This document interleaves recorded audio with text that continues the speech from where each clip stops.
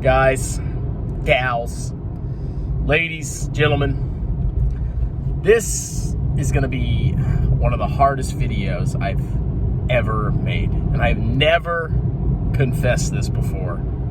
I, Christopher Belly, am a serial cheater, unfaithful scum. Welcome back to Strongman Personal Finance. My name is Christopher Belly. I'm a certified CPA accountant. I'm a long-term boglehead investor. I'm author of the book Stop Being a Broke Loser. It's on Amazon. And I have to confess my sins about cheating, being unfaithful. Now, as y'all know, I was married before, okay? I had a wife. We're in the Army together. And eventually we divorced. And you know what I did? Ladies and gentlemen, do you know what I did? Well, we were living in Germany when we got divorced, and I moved back to the States. We had a separation agreement, and I had a girlfriend after I moved back to the States. I got a girlfriend after I moved back. So technically, we were still married. We just had a separation agreement, and I had a girlfriend. I was cheating. But no, in reality, I've never been unfaithful to any spouse. I guess in a technicality that is cheating, but whatever. But we need to talk about cheating because apparently there's this scandal with, Adam Levine, some freaking weirdo. And he was unfaithful, blah, blah, blah, blah, blah. And people seem to have a hard time being faithful to their partners. I'm going to give you some words of wisdom, okay? It's really hard to be faithful. I'm telling you, this is it's a masterpiece. It takes years of study to be unfaithful. All you have to do to not cheat on your spouse, and this is really hard, you just avoid members of the opposite sex. That's it.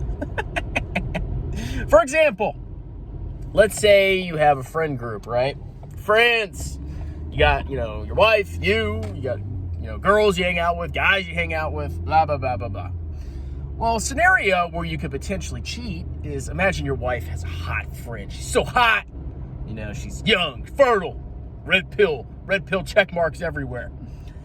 And, for some reason, you go out to a bar and your friends go out and it turns out that it's just you and one of her hot female friends that show up. Uh-oh. Well, guess what? You don't put yourself in that situation. Because if you think about it, you've been with your spouse 5 years, 6 years, 10 years, whatever.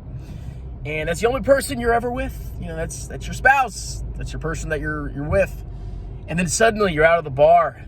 And then you're hanging out with this hot chick. And you're drinking. You don't think there's going to be some temptation? You don't think things could potentially happen? Well, if you avoid the scenario altogether, it's impossible to cheat. It's really that easy. Because if you think about it, if you never go out and consume alcohol around any hot chicks, it's never going to happen. Okay, so I make it a rule. I never go out and hang out with a girl by myself that isn't my wife. Ever. Ever, ever, ever. Because even though I have every intention to be faithful, maybe me and my wife got into a fight and I'm pissed and, I'm really tired of her.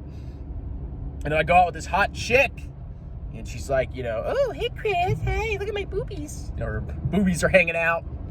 She's wearing a tight dress. You know what I'm saying? The temptation's going to be there. But if you're never in the situation, it's never going to freaking happen. Now, when I was younger, when I was married the first time, I put myself in stupid situations. I never cheated, but I definitely put myself in stupid situations. So basically my ex-wife would, be deployed and then I would be deployed and we spent most of our time apart. Our marriage was mostly separated. And what I would do is I would go out drinking all the freaking time to the club. And I had a friend that I would go with and he was a very special individual. Let's just say that. He had a girlfriend, but yeah, he was, he didn't follow the non-cheating rules. Let's just say that. And I would be his wingman. We'd go talk to hot chicks. And, he would eventually be so drunk he couldn't talk to them. But, I think back to all those times. I'm like, talking to hot women in the club while I'm drinking, and my ex-wife's in Afghanistan.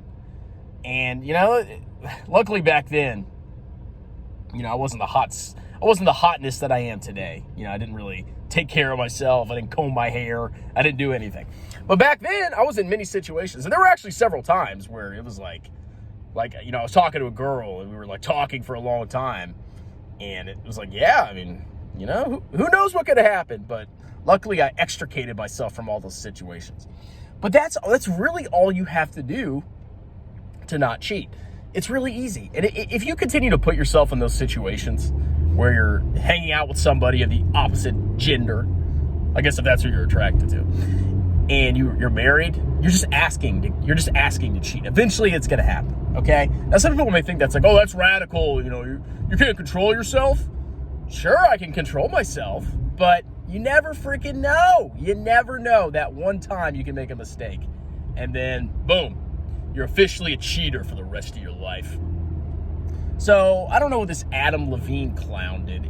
He's just, I don't know. I don't like that guy for some reason. There's something about him. I look at his face and his perfectly combed hair, and he pisses me off. Makes me want to do things, angry things. But he obviously probably put himself in a situation. Well, number one, either he did that or he just intentionally did it.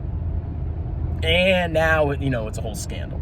So that's really my words of wisdom. It's not hard, okay? I mean, every relationship is different. Everybody's got their own rules. But I make it a rule in mine. My wife doesn't hang out with dudes by herself. I don't hang out with chicks by myself. And if you don't like it, oh well, you can move on, do something else. But that's literally all you have to do, okay? Because, if you do cheat, let's say you have a wife for 20 years and you have kids and you cheat.